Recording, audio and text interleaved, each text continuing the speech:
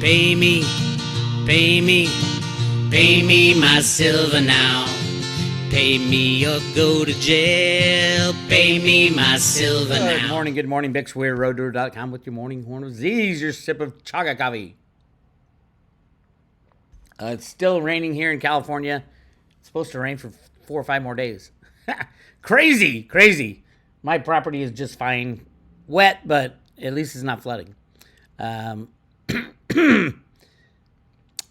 Something's going on behind the scenes around $24. It has to do with the derivative set up by JP Morgan, Bank of America. This is a lease derivative contract. I believe at the end of lease, that silver does not go back to JP Morgan. I think it goes on to either the U.S. Mint, Warren Buffett, or Elon Musk. I've shown kind of why I think that, but there's something that came out today that's just shocking to be an American citizen and have our government lie to us. I know, they lie every day, but the U.S. Mint hasn't lied all that much. They obfuscate, they'll hide things. For example, when JP Morgan became an authorized participant of the Silver Eagle program, they took down the list of authorized participants. They were on it. Everybody's like, oh my God, look, JP Morgan's on this list. And then they took it down the list that had all who the authorized participants were. These are the people who could buy coins and then sell them for whatever price. And the problem, obviously, is that the U.S. Mint isn't making silver coins. And here's what really beyond pisses me off. Right here is the 2022 annual report for the U.S. Mint. This human being, Ventris Gibson, took over 2 years ago for David Ryder. David Ryder was a mint guy. He had experience. He was great. He's the guy who changed the U.S. The eagle, the gold eagle, and the silver eagle to put the little notch on the bottom. So at some point in the future, when we return to it as money, you can put a little identifier on it that can be read by any coin machine type of thing. Ventris Gibson took over. It's not like she's the one calling the shots. But she is the head of the mint, the director of the mint. Zero experience in minting anything. She's an HR professional. If you want to put the mint into mothballs, you hire Ventris Gibson. And that's what she's done. Last year, she only made 16. Was it 16? 16 million Silver Eagles, 1/3 of it, the Silver Eagle production capabilities. But here's what really pisses me off. If she's just lousy at her job, that's one thing. But if she lies about it to the American people, that's another thing. Listen to this. This is just shocking. I don't even know where to start on this. Let's go right. It is my honor as the 40th Director of the United States Mint to present the 2022 annual report. Since joining the Mint in October of 2021, that's when she officially got put in. They literally have stopped production since October 2021. They can't even do a third of what the capacity is. I have been tremendously impressed by the dedication and professionalism of its workforce and the outstanding quality of the circulating coins, bullion coins, and numismatic products made by the Mint. Yes, the Mint people are great. We get that, Miss HR. You're supposed to say that. You're supposed to brown-nose your employees. But they are good employees. In recent years, coins have not circulated through the economy as rapidly as before the COVID-19 pandemic, resulting in an ongoing, unusually high demand for circulating coin production. That's just the regular coinage, by the way. Thanks to the tireless work of our manufacturing team, we continue to manufacture coins near record production levels, except for Silver Eagles. Yes, Gold Eagles. Yes, everything else except for Silver Eagles. Producing nearly 14 billion coins in fiscal year 2022. Amid the unprecedented demand for circulating coins, the Mint continues to be a world leader in bullion coin production. That's a lie. Even increasing production quantities of one of our most popular coins, the American Eagle 1 ounce silver dollar. What are you talking about? What are you talking about, Ventris? This is just so. This is the Biden administration. And whatever's going on, do I think it's real? No, I don't.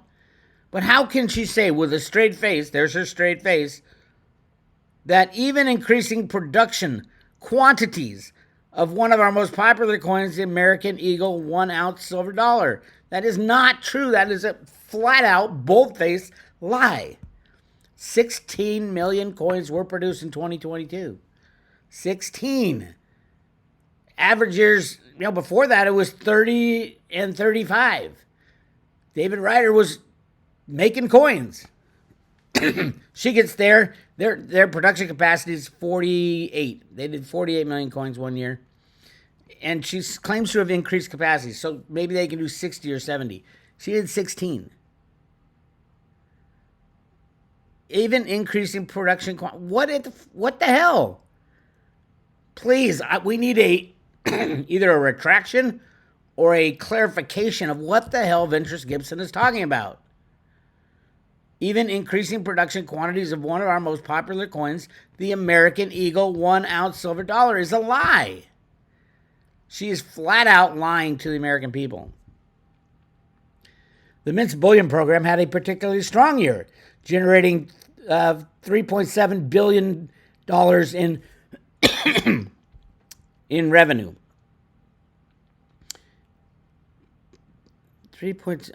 Million. $3.7 million in revenue and 81 million. No, that's billion. Yeah, it's $1 billion. 81 million in net earnings. I hate to tell you, U.S. Mint, but it's illegal. It is illegal to make any net earnings off the Silver Eagle program. And they keep doing it. You read the Silver Eagle law, the American Eagle law. You cannot charge a premium at all. You can only charge what you get the silver for, what it takes to process them into blanks, what it takes to process them into the Eagle, and then marketing and administration. That's it. There is no profit that should be built into the Silver Eagles. Down here later, Ventris Gibson blames the authorized participants for selling Silver Eagles. Remember, in 2022, we didn't have any Silver Eagles. We had premiums at $15, which is 70%, 80% of the price of the coin. She's lying to the American people. That's what I don't like. She needs to get the hell out of Dodge. And her boss, who tells her what to do, because she's just an HR professional, is Janet Yellen. I've met Janet Yellen. She's not the brightest bulb in the box of light bulbs. And she's being told to do by other people that you're not allowed to even know about or talk about. Probably Jerome Powell. Now, if you want to talk about Jerome Powell came from the derivative market. He's the guy who took the Bankers Trust derivatives back in the 90s. The Bankers Trust had this massive derivative book blow up. He negotiated a transfer of all those derivatives over to Deutsche Bank. How'd that do for Deutsche Bank? Exactly. Why do you think they put Jerome Powell as the head of the Fed? Because this is a derivative problem. What did Jerome Powell do? He increased the amount of derivatives. I think we're close to 3 quadrillion now. That is ultimately the destroyer of everything. Anyway, Ventris Gibson has been lying. We need a clarification from the U.S. Mint why she keeps saying that they've increased production of Silver Eagles when they only sold, 16 million Eagles last year? And there were premiums through the roof. Everybody was screaming for Eagles. Ventris Gibson is lying. And that's got to end. Anyway, more on that. We're watching. I'm going to talk to Jenny Moonstone today, and we're going to go through this guy. We're gonna dive deep into his psyche and say, what the hell did you do? And is he freaking out? This is the head of global corporate investment banking for Bank of America. This is the guy who would be the orchestrator of this massive 1.2 billion ounce silver lease that was done through JP Morgan and who the other counterparty is. We're going to find out who the counterparty is from the psychic realm because this guy ain't talking. Look at that smirk. Anyway, that's for the private road later today. And cryptos are getting a little bit of a bounce. Everybody's still scared shitless. Everybody's out of money. Is it the complete wash yet? No. The complete wash will happen when a derivative bubble pops and then everything gets washed. You won't see prices. That's the key. These exchanges are fake. We all know that now. So you won't even see prices. That'll be the real good time to have cryptocurrencies in your hand for the future. Cryptos are all about the future. They're not about fixing the past or getting rich tomorrow. They're about who's got what when the music stops and the global monetary system melts down. Because gold and silver will be the money of the United States. Other countries will decide something else. Cryptos will be, a lot of them will go away, obviously. A lot of the DeFi stuff is bullshit just to start with. I saw this article. The Winklevoss twins slammed the SEC against Gemini's super lame manufacturing parking ticket. Gemini was stupid enough to buy into the Genesis global interest rate on your crypto bullshit. That was the dumbest. I saw them do that. I'm like, I thought they were halfway smart in the finance world. It was always a fraud. Always and forever a fraud. And now they're laughing at the SEC. And it was the security, obviously. I mean, you're lending and you're lending cryptos at interest rates. Obviously, there's crimes going on the other side of that transaction. I mean, they're going down. Gemini's going down. Coinbase is going down. Binance is going down. It's all got to go down. And then it's who's got what. Who's sitting with what. Anybody who tried to play games with their cryptos will lose them. If you don't have them in your own possession, you're going to lose them. My favorite, obviously, is Theta. We need Theta for the internet to run, by the way. The internet won't work in the future. Broadband won't work unless it gets expanded, and we're not going to have the money to expand broadband. So at any moment in time, Samsung, Sony, anybody who makes a hardware device with enough memory on it that can run a edge node, which is the program that shares broadband between individuals, at any time they can download that stuff on every single smart TV, smart computer. I don't know if they can do cell phones yet, but soon. And they can run an edge node and at the same time earn T-Fuel and expand broadband. Brilliant invention. Only the big guys just know how important this is. That's why Samsung is heavily involved. Sony's heavily involved. Google is heavily involved. All the big guys are involved. And they can buy all the Theta out there in a blink of an eye, in an instant. And at some point they probably will.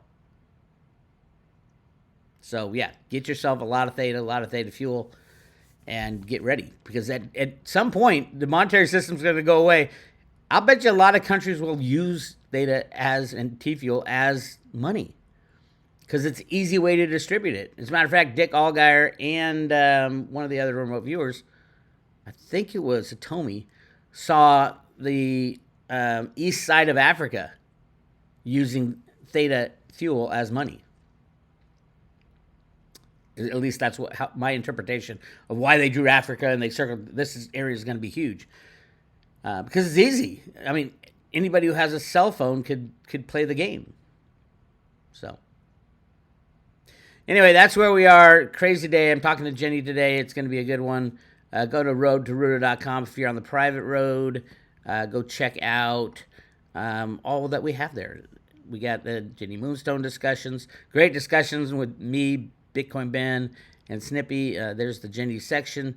All the Freedom Road shows, uncensored, all kinds of great stuff. Theta information, Cliff High. Go check that out on the private road. And if you do subscribe, I will send you this, at least for right now.